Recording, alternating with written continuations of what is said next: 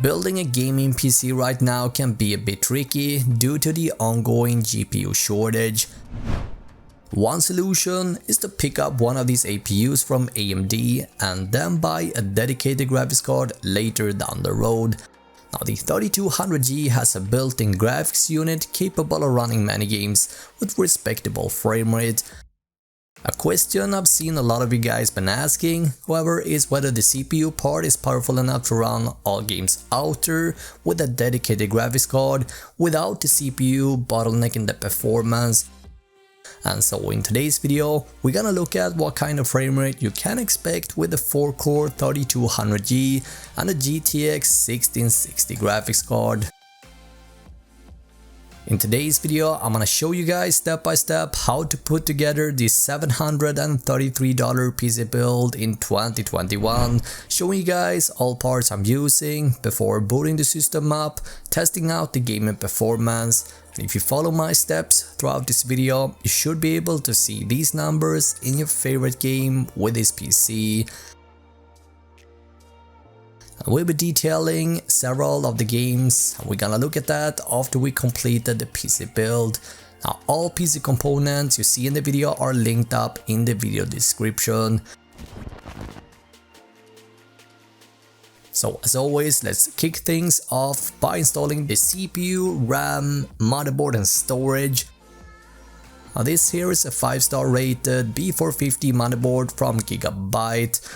Not much to say here other than you're getting everything you need here, such as lots of USB ports, as well as some decent VRMs and cooling.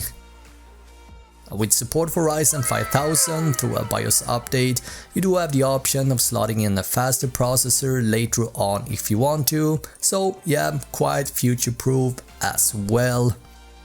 Before installing the CPU, we need to get rid of these two retention clips, so let's go ahead and do that first. We're going to pair the B450 with the Ryzen 3 3200G APU coming in at $179. Now this is a 4-core thread CPU with a 3.6 GHz base clock and a boost clock of 4 GHz. Taking a quick look at the 3200G gaming performance, we see that the $179 processor is keeping up well versus the competition, making the 4-core CPU a solid pick for today's budget PC build. To install the CPU, all we need to do is to line up this triangle located at the lower left side of the CPU with this triangle located on the motherboard socket. Simply pull back the retention arm, line up these triangles we just looked at, and simply drop the CPU on the socket to then return the arm back down. Now let's go ahead and install the included cooler, and the installment is pretty easy and straightforward. Gently line up the cooler so these 4 spring screws align with the screw holes on the back plate. Then secure the cooler using a Phillips screwdriver in a pattern like so, and connect the CPU fan cable to the CPU fan header to the motherboard. I'm next going to install a RAM kit. This is from G-Skill called Trade and See. Now these are rated at 3200 MHz, and that generally offers great performance, a great price to performance ratio, and that is usually what I recommend for most gamers out there. Now for optimal performance, we want to put this in slot 2 and 4, so open up these latches and they will only go in one way, and that's it. Now we're almost ready to install our motherboard in our case. What we got left is storage. This is the A2000 from Kingston with 500 gigs worth of space. And this can be supplemented with a hard drive later on if you guys ever are running short. We find the M.2 slot right here. Take off the screw and slide the A2000 in with a 45-degree angle.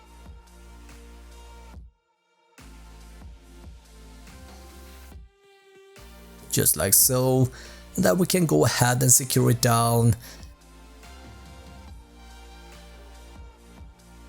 And now, yeah, we can go ahead and move our motherboard assembly if you like and install it in our case.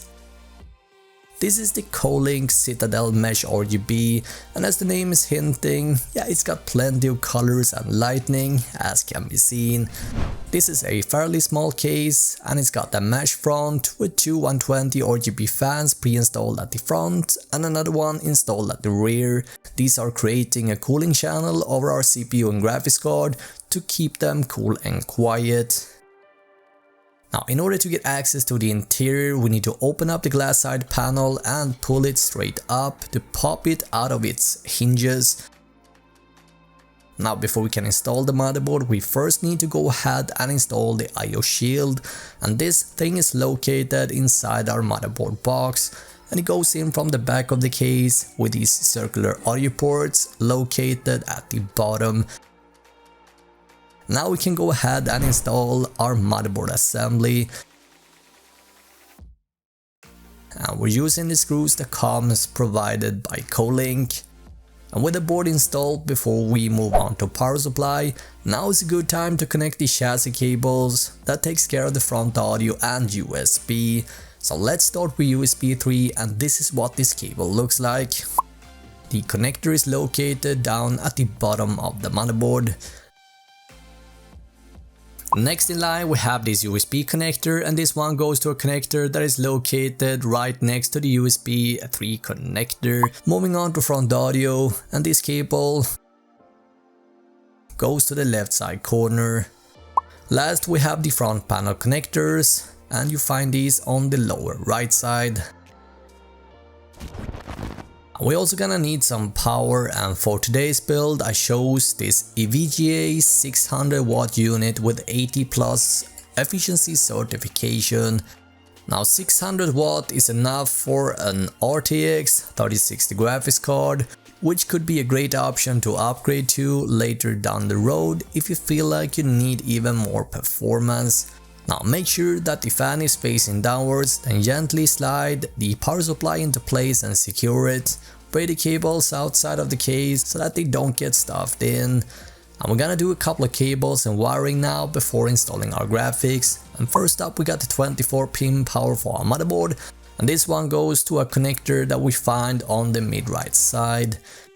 Next up we have this 8 pin power, and this one goes all the way up to the top left side corner. Now it is finally time to install our graphics, and for today's build we find a GeForce GTX 1660, this particular model coming from Asus, and this is their dual variant with 2 fans. Based on the Turing architecture, the 1660 offers solid 4040p gaming and great 1080p performance. But as you guys know though, the prices on GPUs are upside down right now. But hopefully this gets better as summer comes along. Anyway, plug in the graphics card and take this PCIe cable and plug it in just like so. And what is left to do is just to flip the case around, whack on the side panel, and we have officially completed our $733 budget gaming PC build. So let's fire up some games and let's take a look at what the PC performs like. On your screen we are looking at the performance numbers that I gathered from today's build, and I ended up running 17 games in both 1080p and 1440p resolution with graphics details set to high and medium to low respectively. And as can be seen, yeah, for the most part we are able to reach 60 FPS. But yeah, with that said, let's have a little bit of a more in-depth look at some of the games tested. And first up we have Apex Legends. Let's start having a look at 1080p at high to medium settings with texture streaming budget set at 6GB. This gives us a frame rate of 108 FPS. Jumping to 1440p, we saw 76 FPS using the same settings in the game. Next up we have Call of Duty Warzone. Let's start with 1080p, and for graphic settings I ended up setting it for medium. This gives us 78 FPS on average. And at 1440p with these settings, you can expect around 71 FPS. Moving on to Days Gone, and at 1080p high settings you can expect 78 FPS. Moving on to 1440p, I recommend dropping the settings down to low, and this gives us around 54 FPS. However, overclocking the GPU a bit will have you sitting at 60 FPS for sure. Next up we have Death Stranding starting at 1080p high settings, and with these settings we are able to get 82 FPS. At 1440p we saw 54 FPS on average, again at high settings. So Doom Eternal is next, and here I'm opting for the Ultra Graphics preset. Let's begin with 1080p. This results in around 95 FPS. At 1440p we saw 78 FPS, again using the Ultra preset. Moving on to Overwatch, and as for the graphics settings, here I'm picking a mix between high to ultra, and this results in 88 FPS on average. This is at 1080p. Now at 1440p we see an average of 78 FPS. GTA 5 is another popular game, and here I'm picking very high settings. 1080p results in 78 FPS, and 69 FPS is what you can expect if you bump the resolution up to 1440p. Again guys, all PC components can be found down below. So we finally got the Discord server up and running for the channel, and if you want to become a part of the community, ask questions, or if you want to hang out with like-minded people, awesome people I should say, you definitely want to go ahead and join the Discord server today.